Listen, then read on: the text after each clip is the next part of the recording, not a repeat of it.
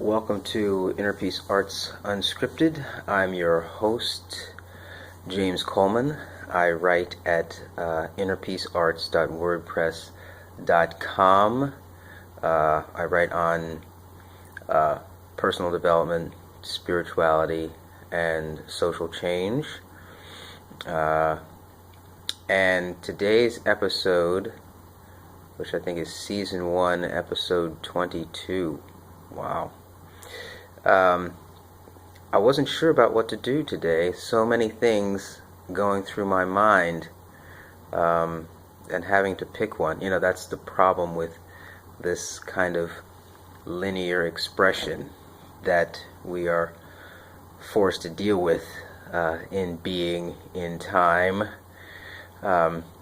is that it is linear, and that my expression and conveyance to you is linear. So I think I'm going to talk about the 2x2 matrix and address, I guess, some of the darker sides of being.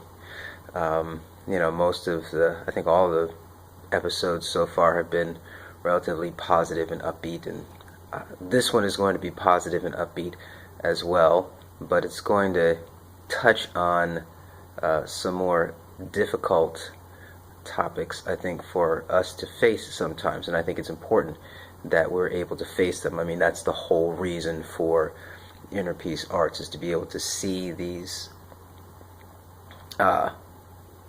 dark sides of what we would say. If we can, and just dark is like for comparison's sake, and how do we deal with them? So the 2x2 matrix.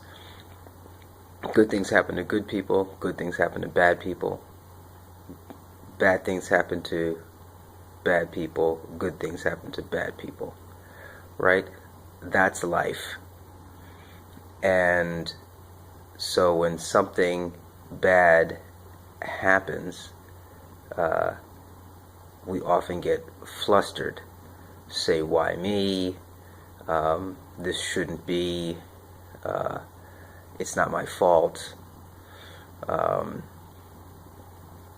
Or we say, okay, it is my fault, and it is me. And it is because of what I did. And, how do I live with myself, right? So all of these are possibilities within that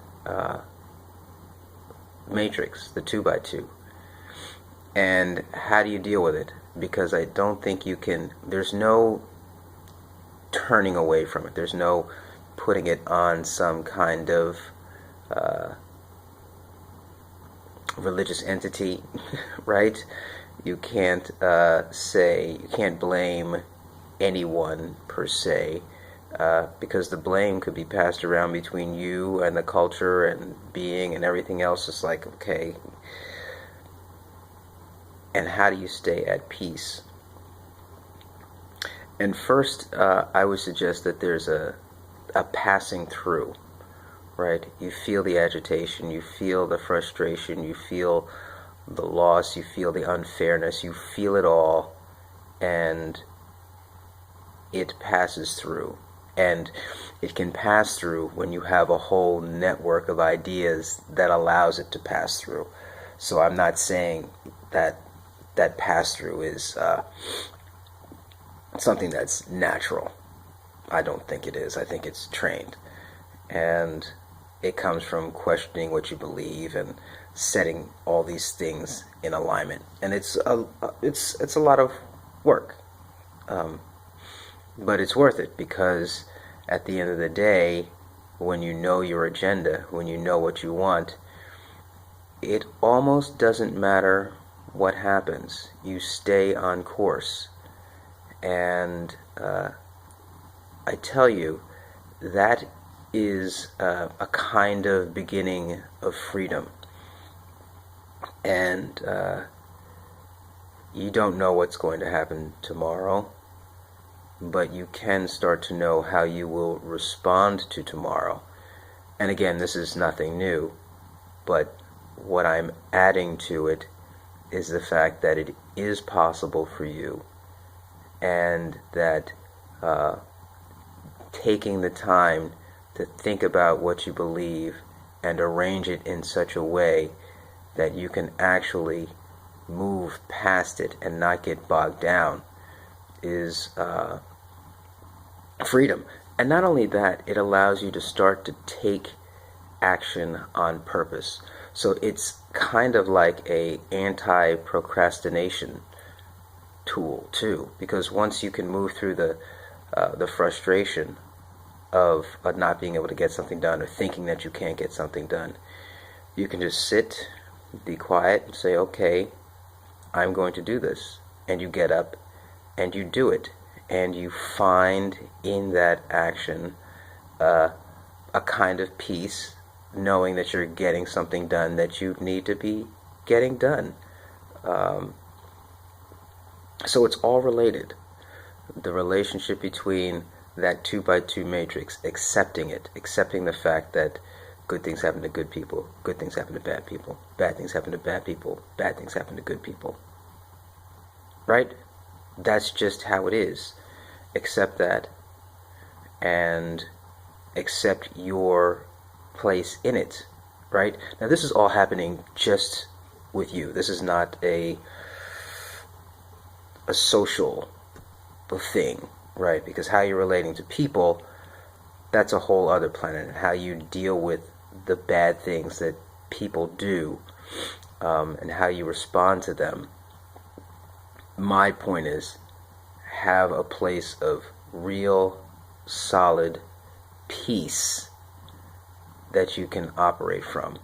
Not one that's based upon an idea of peace, but one that's based upon a real experience of peace that you can call up at will, and that moves you beyond most things, right? So it's a peace that's not bound by money. It's not a peace that's bound by someone's opinion. It's not a peace that's bound by some cultural expectation, It's not a peace that's bound to anything but the agenda that you have created and set within yourself.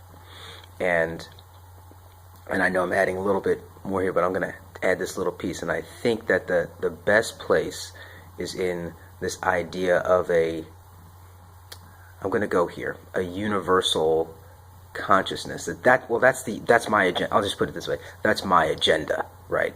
Is trying to operate within that universal consciousness, whatever it is. And I will say this, it's not bound up in any given written word. I know that scares a lot of people, but it's not. There's a lot of things that happen that we have no idea why. There's a lot of things that happen that break every rule that's written down, and it's still the right thing to do. That's just how it is. And how you go about doing that, listen, if I knew, I would tell you, but I don't. I think it's not for us. It's not available, right? Because ultimates are not available. And that's another thing that we have to deal with. So think about it. If in that 2x2 matrix, ultimates are not available. So it means you have to make sure that your agenda is lined up with you. I am way out of time.